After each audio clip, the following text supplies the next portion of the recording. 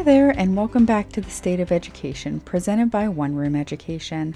I'm Katie, and today I'll be your guide as we discuss the effects caused by the removal of the civics and history classes from the core curriculum within the public and private schools.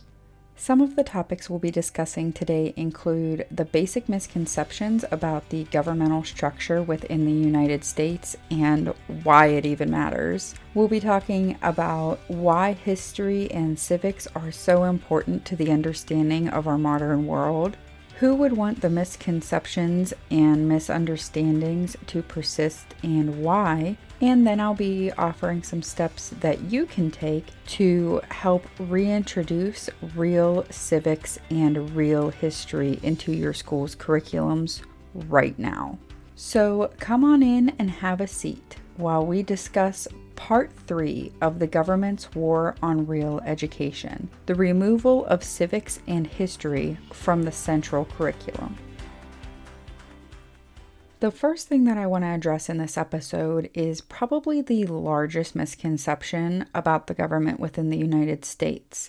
And I think it's important because it is probably the largest misconception about the government to go ahead and address it right off the bat.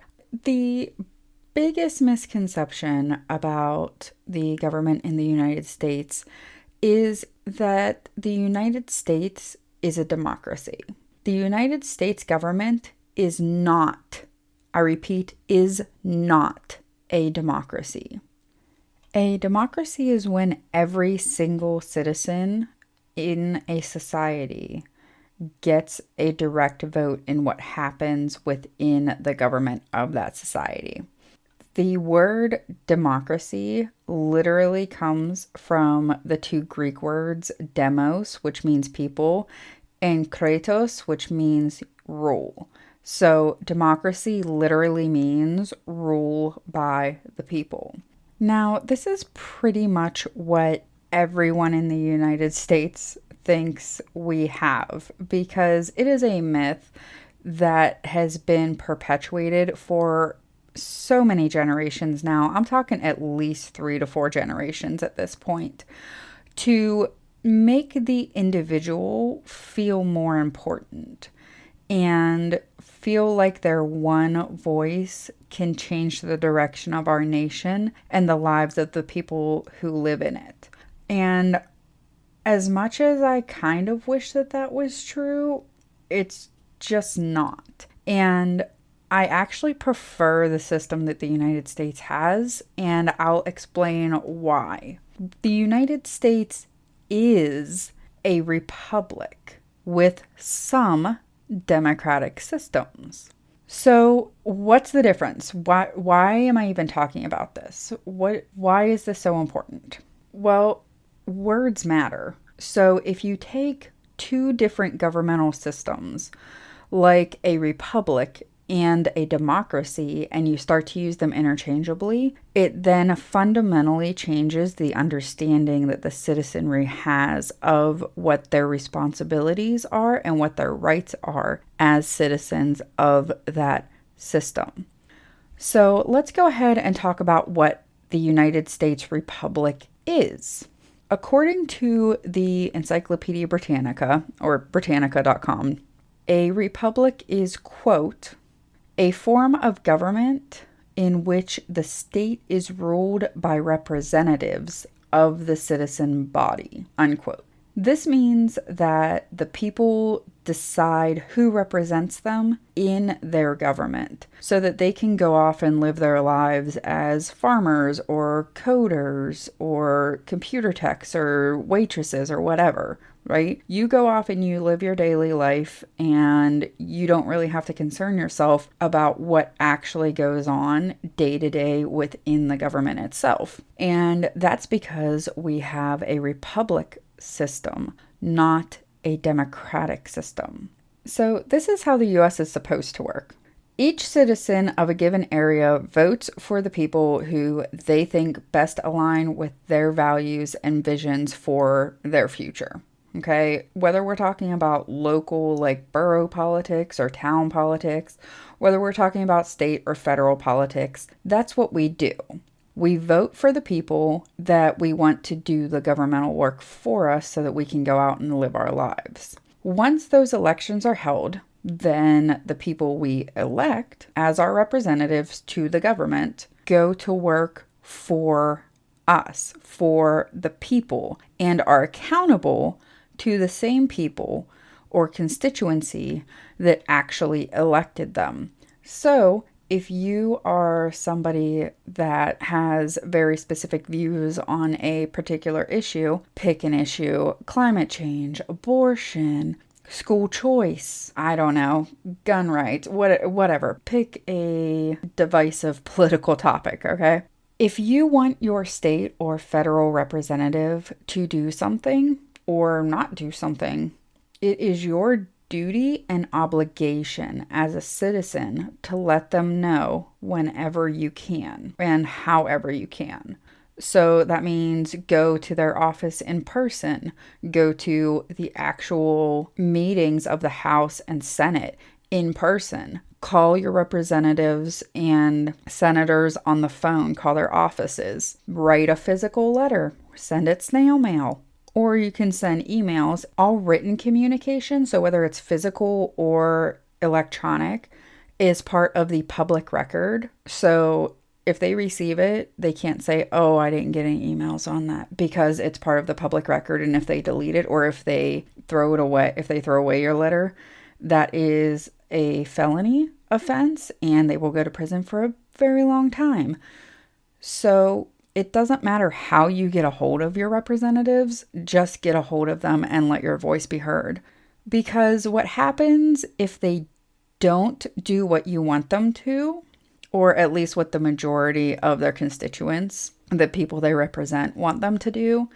It's your right to campaign and get them voted out of office so they can lose their political power. Because tyranny happens when the objective of the ruling class, in this case that would be the elected citizen representatives, is no longer the common good, but the private benefit of an individual or group.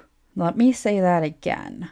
Tyranny happens when the objective of the ruling class, in this case, that would be the elected citizen representatives, is no longer the common good, but the private benefits of an individual or group.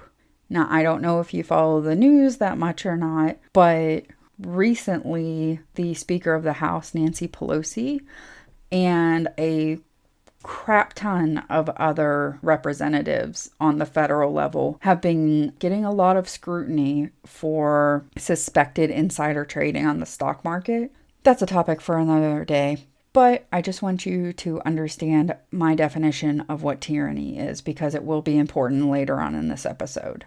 All right, now that we've gotten the largest misconception probably in regards to civics and history, both, to be totally honest, about the American government and just some general basics about why it might matter, let's go ahead and talk about why someone or a group of people would want the general public to be misinformed about the basic structure and basic makeup of the American political system and governance system.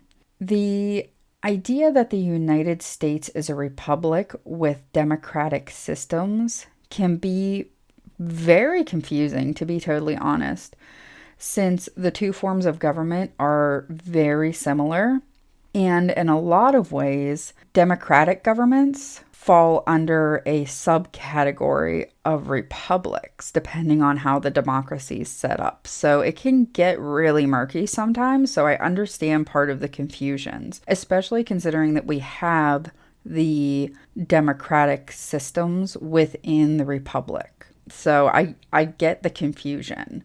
At some point in the 20th century, after the last of the people who could remember the American Revolution and the ideas of the men and women had died off, That's right around the time that the terms republic and democracy began to be used interchangeably by people who had attended the more or less newly industrialized public education system. And these people were no longer taught how to learn or how to think on their own or for themselves. And that makes a huge difference because if you're looking at two terms that can be so similar and slightly confusing as republic and democracy, and you're not really taught how to look at those two terms and discern the difference on your own and deduce the difference contextually, then you're not going to be able to do it. And it's not necessarily your fault, because if somebody says, hey, you know what, they're pretty much the same thing, and that was your understanding, then that's kind of what you go with. And then that's what gets passed on to the next generation. It's kind of like a super ridiculously huge and long game of telephone, where it starts off with one person with the original statement and the original meaning of a word. And then as it goes down through the generations, you just kind of get more and more murky and confused until the last person's like, I don't know. So that's pretty much where we are with the terms republic and democracy being used interchangeably. Now, with the implementation of the Prussian industrial education model, the focus of the education shifted from the idea of teaching people how to think and how to learn to what to think and what to learn. If you want some more information on that, you can go back and listen to episode 2 of the State of Education podcast. I'll make sure that it's linked below for you. This means that if it wasn't necessary for the majority of people to perform a job in the new industrial economy of the 18 and 1900s, then it really wasn't worth wasting the people's time on in public school. Or at least according to the people that were in charge of both the public education systems and the industrial economy. And because of this basic concept, the importance of history and eventually the proper civic education of the population in general in the 1990s and 2000s was dramatically and irreprehensibly diminished. History and civics are now considered to be all but obsolete subjects by pretty much all students and administrations in modern education, because the funding incentives are for the STEM, STEM, and English language arts programs. Now, STEM stands for science, technology, engineering, and mathematics. Over the past probably like 5 years, maybe, it's really been pretty recently, there has been this evolution from STEM to what's now termed as STEAM, STEAM, which is the science, technology, engineering, arts, and mathematics. The reintroduction of art is thanks to parent, teacher, and student-led activism, because arts programs were being cut left and right. And they still kind of are, because this is a slow evolution, but there is a movement to save it. And that's a huge step in the right direction because it gives you a more well-rounded education.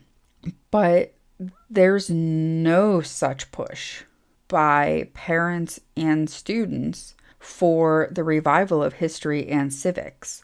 Because let's be honest, aside from a few freaks like me, to be totally honest, I don't know anybody that's like, oh yeah, dude, history was my favorite subject, or civics was so cool, dude. Like, that's just not a thing. But whenever people become adults and they go into the real world, they say, oh, I wish I would have paid more attention to that, or I get it now. So there's not a movement led by parents and students yet for the revival of history and civics. But I have faith in humanity a little bit still somehow. And I'm hoping that through this podcast and through One Room Education, that we can all work together to remember and reintroduce the importance of a proper history and civics education, because it really is so central and so important to a free and prosperous society.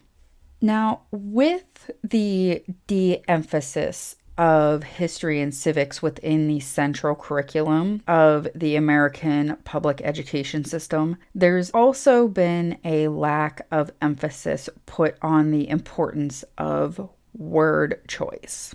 You see, if you're able to take away the history and civic education of a society and then change the meaning of language, then you can control the population of that society wholly and without resistance. If you have not yet, I highly suggest that you read the book Animal Farm. You need to read it and you need to understand it. If you have any questions, feel free to message me, katej@one-roomeducation.com, and I will sit down and I will talk with you about it. Because what happens in the book Animal Farm is very disturbingly similar to what I see going on in the modern education system, not only in America, but in the West in general. So America, Canada, pretty much all of Western Europe, and even some of Eastern Europe now.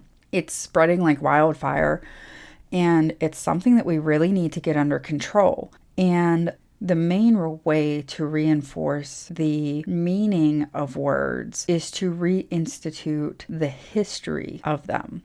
Because that's one thing that a lot of people don't necessarily understand, is that history, at least the way that I teach it, isn't just people and places and dates. It is everything that we are as a people, as a species, as a nation, and don't forget, as an individual. Because if you've read any self-help book ever, it tells you that you need to face pretty much what happened in your past to be able to move forward.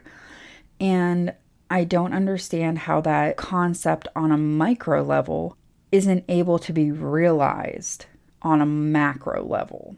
That's one of the reasons I love history, because if you're a historian, you see what's coming before everybody else. And it's both a gift and a curse. But the same way with people, that different types of personalities and different people have patterns that they go through throughout their lives. So do civilizations and societies and different types of governmental systems and everything. And it's just, I'm sorry, I kind of went off the rails there for a second, but I love history and I love civics, and I am so passionate about their importance within the education system, that to see them pushed out the way they have been over the past, well, I've been in education officially for a little over 10 years now, and the decline of the perceived importance of history and civics makes my heart ache. Like, I know that sounds like I'm exaggerating, but I'm really not. Ask any of my students. They'll tell you. So now that we know what the general backdrop is for everything and why history and civics education is so important to the maintenance of the United States, let's go ahead and talk about who stands to benefit from this misunderstanding of the U.S. government and our history. Well, the people who benefit from these misconceptions about the general basis for the American government are the people who, according to the definition I gave earlier, are tyrants. Now, let me state, I understand how bold that statement is and the weight that it carries. And I 100% stand behind that statement that I just gave. The people that benefit from the education of students about history and civics are flat out tyrants, whether they are part of a union or a political system, or whether it is an individual within your community who doesn't agree with the political system that we have. They are tyrants. Now, I know that's a bold statement, like I just said, but I'd like you to hear me out and hear out my rationale before you make any kind of assumptions about what I mean or why I'm saying what I am.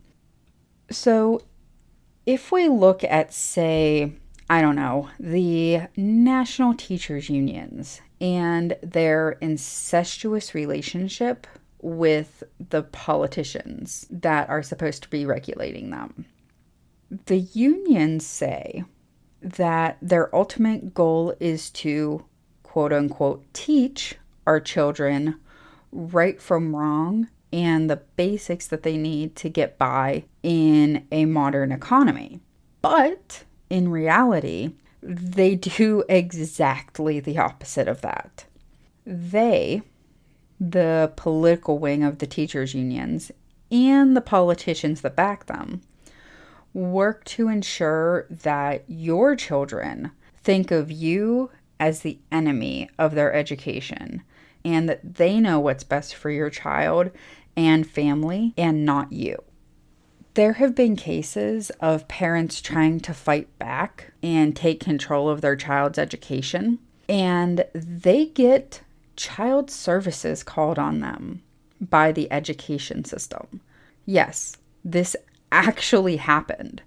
If you want to see the sources that I have verifying this, please make sure to go to One-Room Education and check out the references for this episode. There's a full list there that backs up literally everything I've said during this episode thus far and that I will be saying throughout.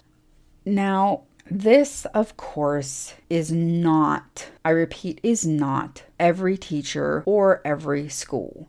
Again, I'm not talking about the individual teachers or some of the more rural or conservative school districts. I'm talking about the political arm of the unions, districts, and governments, because those are the people that are working together to benefit themselves and their group, and not the individual teachers or your children. They work to keep your children as part of their indentured servitude economy, where only the very few and lucky are able to break through, while the majority are left to live paycheck to paycheck, trying to make sure that their children are fed. Because remember, if the masses are worried about where their next meal's coming from, they don't have time to worry about what the political upper class is doing. I know. I've been there. There's been times when I had to go to work and I couldn't keep track of politics. I couldn't keep track of the education system because you get stuck on this rat wheel of trying to buy things and trying to keep up with each other and trying to provide what you believe or you've been made to believe is the quote unquote best for your child and your family. But it just makes you more and more indebted to the system that these people are encouraging you to be a part of. And that's what keeps you from being able to see what's going on with them and calling them out on it. If we don't start to teach our children that they hold the real power when it comes to the government and how they hold that power right now, the millennial generation, will be the last generation that can say they used to be free. And again, I know that sounds very hyperbolic, but it's not, and it's something that I feel very deeply, and it's something that I'm extremely worried about because of the trends that I've been seeing going on in education and politics in general in the United States. And that's the whole reason I started One Room Education and started the State of Education podcast, was to get this information out so that we can correct this before it's gone too far and we're no longer able to. We're very close to that point already. And I'm hoping that you, along with the community and me, can all work together to correct this so that my son and your children or your grandchildren are able to inherit the nation that we want them to have, not necessarily the one that we got. Let's talk about how this misunderstanding of civic rights, civic duties, and history is causing problems in society today. Because like I said, I know that last section sounded super hyperbolic, but let me give you some examples about what's going on, what I'm seeing, and why exactly I am so concerned. People understand that many of the things they've been putting up with over the past few years and even in the past month aren't supposed to be tolerated, at least in the United States. One example that I find actually extremely disturbing is the National Guard coming in to teach and drive buses when there aren't enough, let's say, compliant teachers and bus drivers for the schools in regards to the mandates. So yes, the National Guard people are absolutely amazing, and I appreciate them being there for my fellow countrymen when they need help. Appreciate what the National Guard does. But they are constitutionally only allowed to help when there is a true emergency, like a hurricane, a tornado, civil unrest, stuff like that. That's when the National Guard is supposed to come in. That means that they are trying to say that you and your fellow citizens not complying with tyrannical, according to the definition that I gave earlier, edicts, not laws, these are tyrannical edicts handed down, not laws, constitute a state of emergency. Let me state that again, just to emphasize it, because this is the slippery slope that is absolutely freaking terrifying to me. And I hope that by pointing this out, it will make a little bit more sense and connect a couple more dots for you, and maybe some people that you know that don't quite understand yet. So again, this means that they, the tyrannical political upper class, are trying to say that you and your fellow citizens not complying with edicts, not laws passed through the legislature, constitutes a state of emergency, which allows them to bring in the National Guard so that they can fire you and remove your means of employment and feeding your children so that they can be compliant. That is terrifying and simultaneously makes my blood boil. Things like this are being tolerated because of the way that civics and history are being taught, or not taught, whichever you prefer to think. Students believe that they are entitled to an outcome if they follow the script their teachers give them. You do well on the test, you go to college, you get a job to pay off the loans you got to go to college, and you'll be good to go.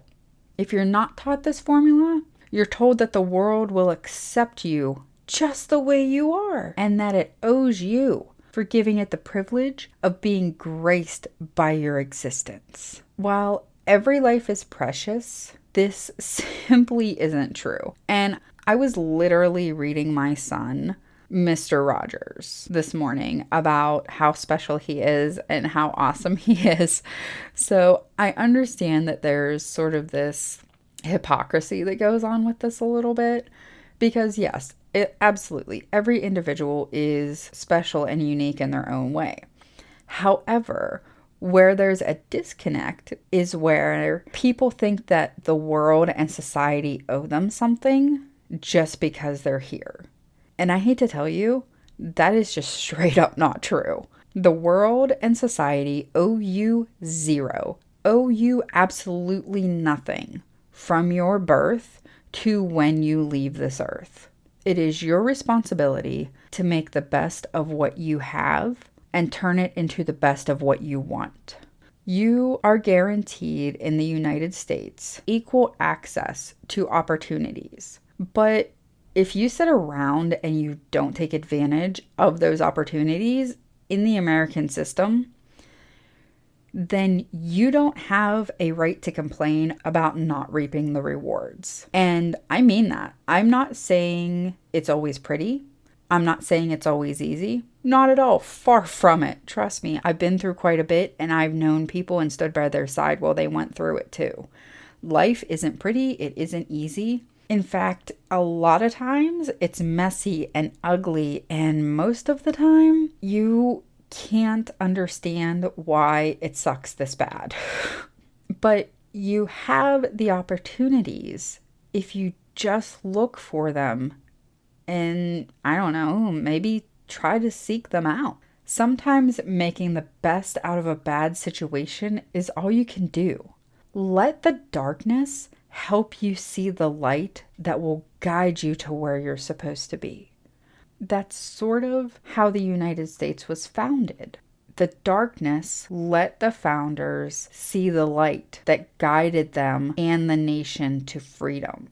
You see, if a student goes through the modern American education system, they often leave it with the idea that they are entitled to success. And they're not really taught that we live in a merit-based society, meaning that to an extent, you get out of it what you put in it. If you have a skill that people find useful, then they will reward you for that skill, either monetarily or whatever. You'll be rewarded in some way. Most times you'll find people who have figured out how the system works and were fortunate enough to have parents who showed them. They'll be met with jealousy and disdain, to be totally honest, from people who never learned how to work the system or the history of our nation and its systems. If you don't learn how to learn or the history of our nation and the systems, if one of those two things is missing, then it makes it really hard to succeed in America. And I think that that's the main thing that's been missing and why the millennial generation specifically has been having such a hard time sort of getting off the ground because one, they weren't taught how to learn. And two, there was no such thing as an emphasis on the systems that govern the United States or the history behind those systems and why they're in place. So if you don't have those two things, you can't succeed in the society that they create, right? But on the other hand, if you have a skill that you want to be good at, and you apply to jobs expecting to get them while you're still working on obtaining that skill required to perform that job, and then complain how hard done to you are because no one will give you a shot, then you're one of these people and you need to reevaluate your life and why you look at it the way that you do. Because if you're looking at life and you're constantly trying to get 3 steps ahead or even 2 steps ahead without taking that first step first and thinking that you're entitled to whatever are those 2 or 3 steps ahead, and you're in your 30s, then you need to reevaluate yourself at this point. Because yes, I blame the system, but at a certain point, you gotta start blaming the individual too. because you see that something's the matter and you have to figure out how to fix it. So since you weren't taught how to learn or how to think for yourself, it becomes extremely hard to find feasible solutions. So you end up backing somebody like Bernie Sanders, who, I'm not going to lie, had some decent points about the education system and some of the political issues within the United States, but I fundamentally disagree with his solutions to those problems. But I see the appeal of them and why people that aren't taught how to think or how to learn for themselves would be drawn to that, because the critical thinking that's required to combat that sort of innate appeal is very, very hard to fight. And this is the main issue that the lack of civic and historical education is causing.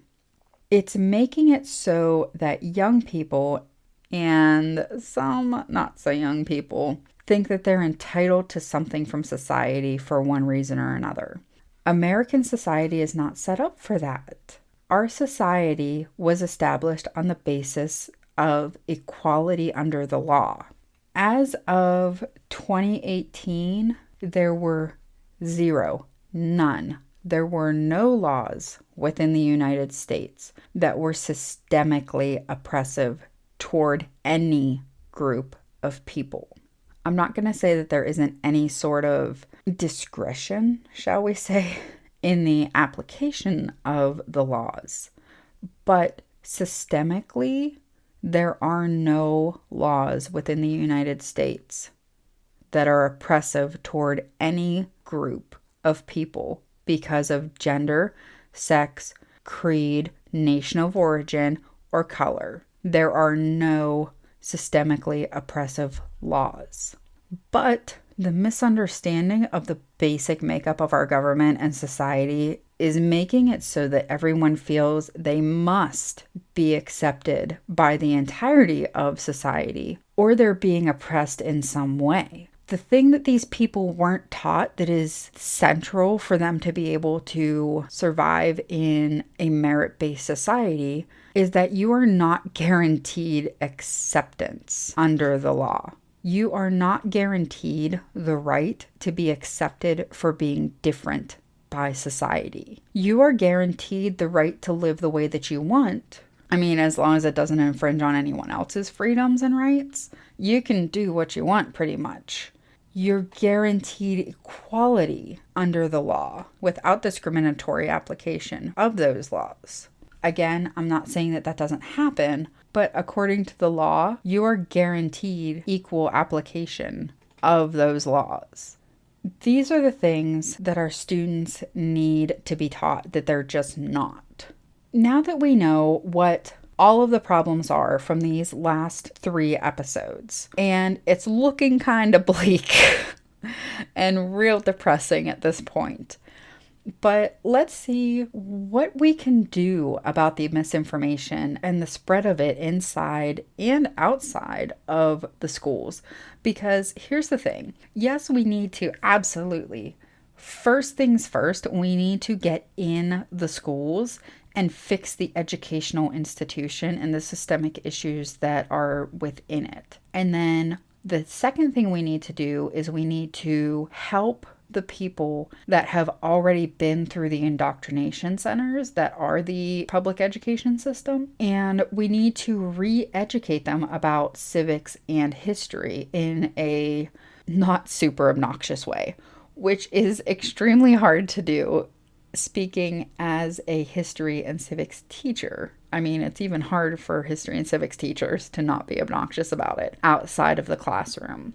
Let's start with what you can do to help your kids if they attend a public or private school. Because remember, as I pointed out in the first episode of this mini series, The War on Real Education, it's not just a public school problem. It is any institutionalized school system that you send your child to.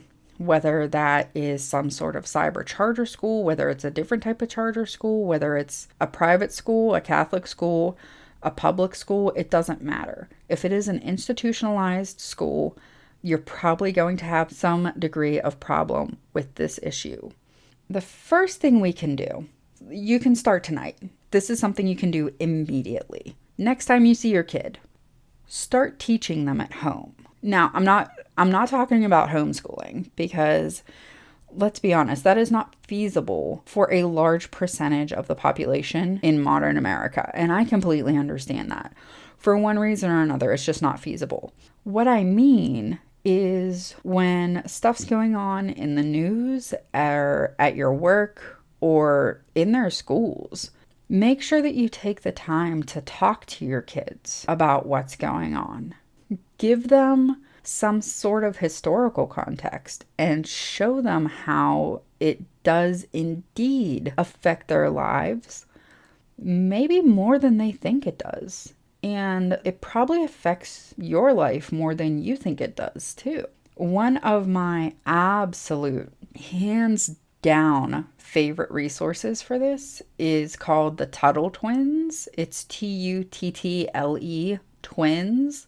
It's a set of books, and they are absolutely fabulous for pretty much any age. They have toddlers books now. My son absolutely loves them, and they have like they're not graphic novels or comic books, but they're like young reader books. And then they have a set for like middle school and high school also. This is not a paid advertisement. I freaking love them, and I highly suggest it to any parent who wants to educate their kids on the topics of freedom and monetary systems and the political system and individual sovereignty and responsibilities. They're absolutely fabulous. I just absolutely love them that much and think that every parent should have them and be reading them with their children, because they really do break down these large real world topics that we as adults sometimes have a hard time with, and make it very manageable for younger children or even younger adults to understand and then be able to build upon. Now, you can ask for a full list of civics and history courses offered and the graduation requirements for them at your school. You can go to the principal's office or whatever, or you can go to the district office. And if there's only one of each required for graduation, please ask them why. Because the follow-up questions are where you'll hear the real answers. And if they try to give you some sort of very generic sort of answer, then push them. Because if you, as the parent or the constituent, because remember, these people work for you, don't push them, they can continue to do whatever they want for whatever reasons they want. And it's your job as a parent to ensure the education of your children. And I know that that's going to be kind of an unpopular statement with some people, but it really is. The buck stops with you, the parent, as to the level and quality of education that your child receives. If you're sending them to public school because you have to work all day and you're a single mom in the projects, or if you're a single mom or dad living out in the hillbilly boondocks, it doesn't matter. If you're working all day and you have to send them to public school, then you need to be making sure that every single minute that you spend with that kid is spent reinforcing your values and true education, because you don't know what they're learning on a day-to-day basis in the schools, because kids aren't the most open of books on a regular basis. And if they sense that there's any sort of apprehension or aggression in your voice, then they'll shut down and they'll give you whatever answer they think you want to get you to back off a little bit. A lot like these school district employees will do also. So the next thing that I want you to do is I want you to find out when your school board meetings are, and I want you to go to them. I want you to really listen whenever they're talking about the agenda items. If there's anything that you have a question about, I want you to ask it, because those school board members work for you. They don't work for the teachers' unions that have been lobbying them and telling them what they're going to do. They don't work for the politicians who have been telling them that the teachers' unions told them that they wanted whatever. Yeah, they might get a kickback, they might get a new car, but guess what? They serve you, and they need reminded of that sometimes. Tell them what you want. Tell them that you want more options added for more rigorous civics and history curriculums. And have some options ready for them, and then hold them accountable. Because, like I said, they work for you, and don't you forget it. And don't let them forget it either. One of the curriculums that I like to suggest, especially for like grades 8 through 12, there is something called it's called the Medal of Honor curriculum. And it's free. It's absolutely free. And I actually had the very distinct honor of being part of the pilot program for the Medal of Honor curriculum. And I didn't have anything to do with writing it or anything like that, but I was part of the first group of people that was able to practice with it actually in the classroom to see how it worked and everything. And it was life-changing to experience as a teacher, let alone as a student, because the discussions that it opened up, if you let it, and it's absolutely amazing. It's called the Medal of Honor curriculum. I will make sure absolutely to link that in the description, and it will also be available over at one-roomeducation.com in the references and resources section for this episode, because every single high school in the nation should have that as part of their curriculum. And I highly encourage any parent, school board member, any teacher, if there are any teachers that are still listening, 1, thank you, and 2, take a look at that Medal of Honor curriculum and see what you think. It is moving, it is riveting, it is evocative, it is any kind of word you can think. That is what it is. And it's provided free of cost to the school district. So they can't even say, oh, well, we don't have the budget for it. So have stuff like that for them so that they know exactly what you're talking about whenever you say that you want a more rigorous civics and history curriculum. Because if you don't have examples for them, they're going to pretend they don't know what you're talking about.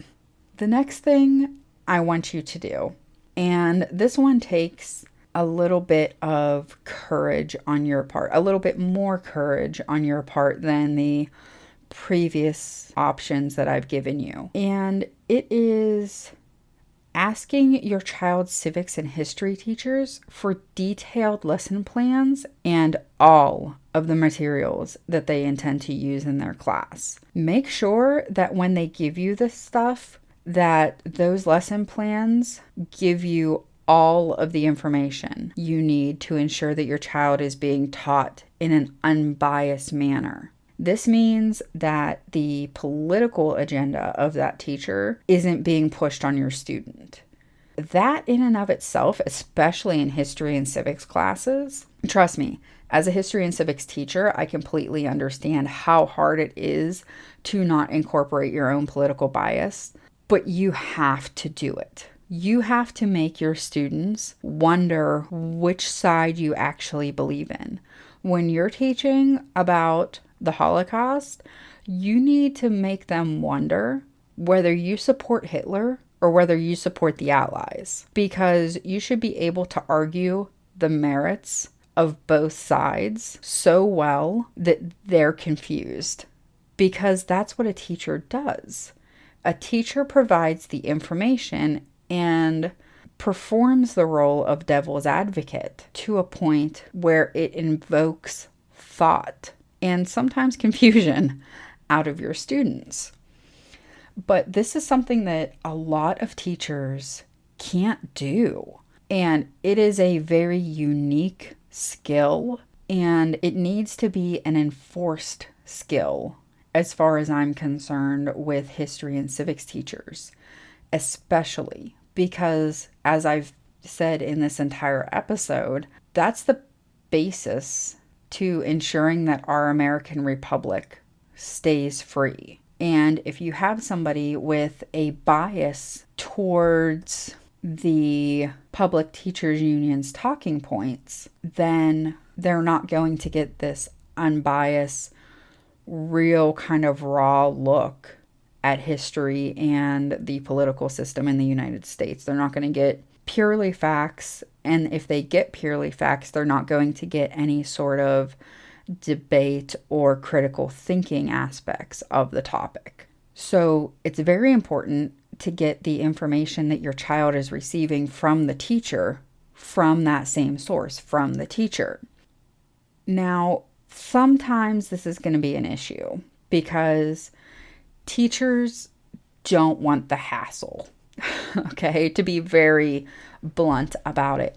Because when parents get a little bit too, we always say we want parents to be involved, but then at a certain point, parents become a little bit too involved sometimes to the point where it is just straight up irritating because it causes, teachers will say it causes more work for them.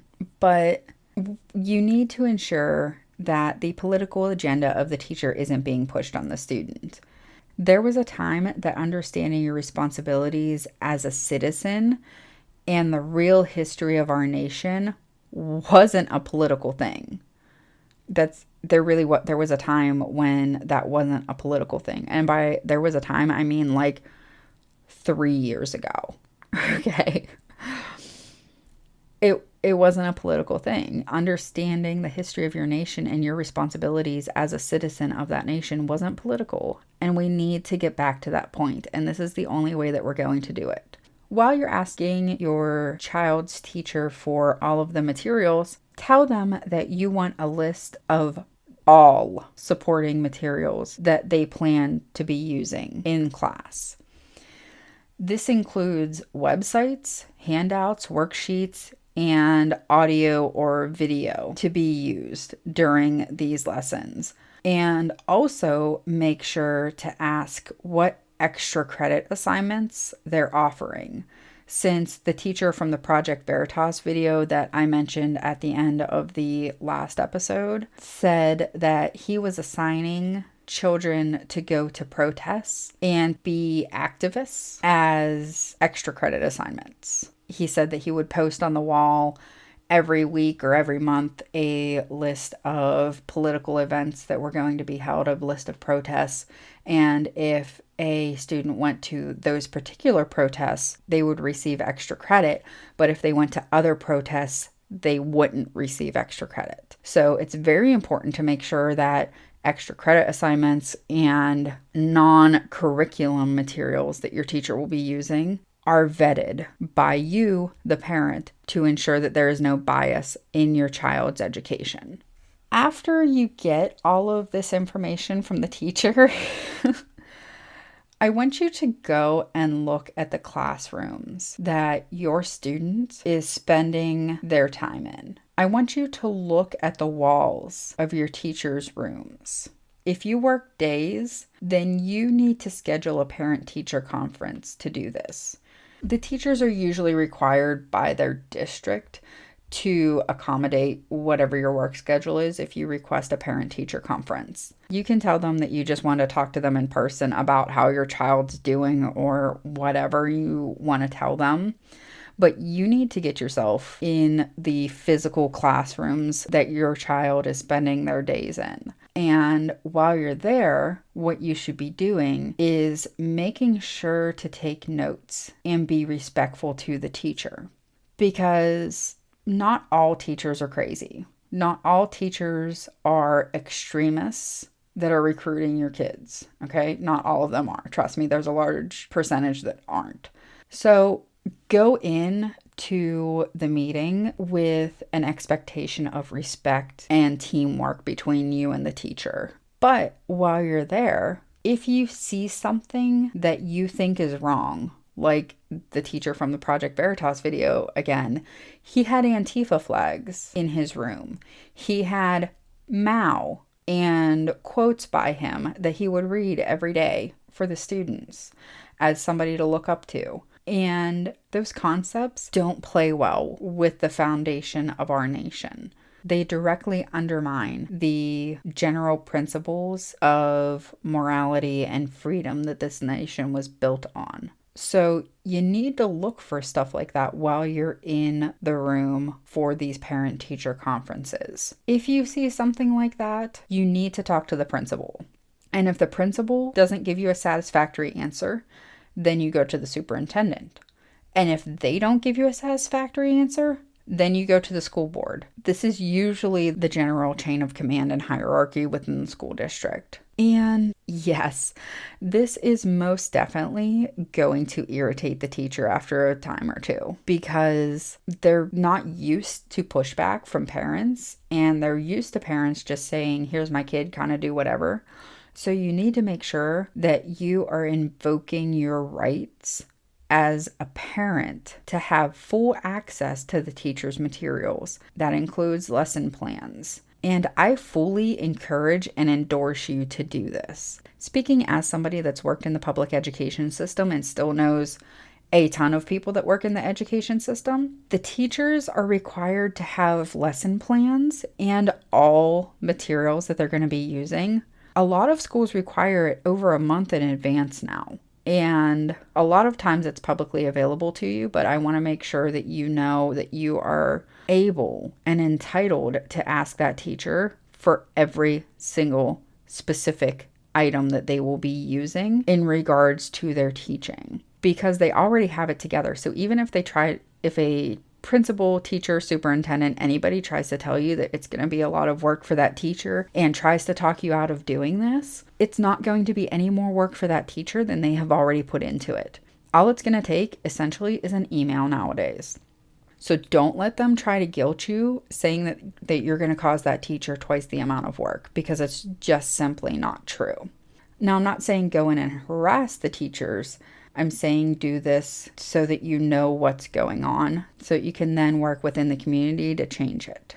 Now, let's talk about if someone's out of school or if they don't have kids but want to help and be a part of the solution instead of a part of the problem. Because there's a large number of people that think that because they don't have kids or because they're not actively involved as a member of the education system anymore, that they don't have a say in what goes on, which is just fundamentally untrue. But the first thing that I encourage these people to do is to be what I call that person. And what I mean by be that person is that every time you hear someone say something about the American democracy, I want you to say that you have no idea what they're talking about. The United States has a representative Republican federal government with representatives who are democratically elected. And I know that that sounds like a lot to say, and people that are around you on a regular basis are probably going to get super tired of you saying it after a while. But at some point, they'll start using the right terminology because they're tired of hearing you say it. I know that just sounds super annoying, and I know how that sounds, but that's one of the only ways to get through to people that don't really care, don't know, don't care kind of people. That's the only way to get through to them, is just kind of to annoy them to death. Don't be rude about it and don't be mean towards them about it, but just kind of use it as a statement of fact every now and then, just to push back a little bit, because either they've never been taught that or they've never been corrected. And either one of those two situations needs to be addressed. And even if you're one of the people that doesn't have children or isn't currently in the education system, you need to go with the parents that I was just talking to the school board meetings. Because, like I said in the previous episode, you are part of the community and have a say in the future of it. I guarantee you that the people looking to keep the children of our nation enslaved to misinformation and the inability to think for themselves are using every member of the community they can, regardless of their parental status. And I put forward that we should too. They're right. It takes a village to raise a kid right. So ensure that you're part of the village too, that parents and students and the educators have access to. Because without you, it makes it so much harder for everyone else, the parents, the teachers, and the students, to find a voice and find a backing. Be part of the tide of change and the tide of restoration instead of the tsunami that destroys and doesn't help rebuild. With that, I'd like to thank you so much for joining me today and sharing in the subject that I am most passionate about in life. Aside from being a mommy and a wife, this is it, man. This is it for me. And I wanted to say thank you so much from the bottom of my heart for letting me share my passion with you. It has been a few weeks filled with a crazy amount of information, and I hope that you found it enlightening in some way. And I really appreciate you spending your time with me. If you liked today's episode, please make sure that you're subscribed and following this podcast on whichever platform you happen to be listening to me on. Please make sure to head over to one-roomeducation.com to get a full catalog of One Room Education content, as well as ways that you can support my work. While you're there, make sure to sign up to get notifications straight to your inbox every time I upload new content. Again, that's one-roomeducation.com. If you would like to get some behind the scenes content, please head over and follow me on social media. On Facebook, I'm at One Room Education, all one word. And on Instagram, you can find me at oneroom_education. You can find all episodes of The State of Education on Rumble now. You can find me at One Room Education, all one word. I'll have that linked in the description for you to head over there and check it out. Thank you so much for joining me today again. I look forward to seeing you next time when I make the case for the abolition of education from the federal government, right here on The State of Education.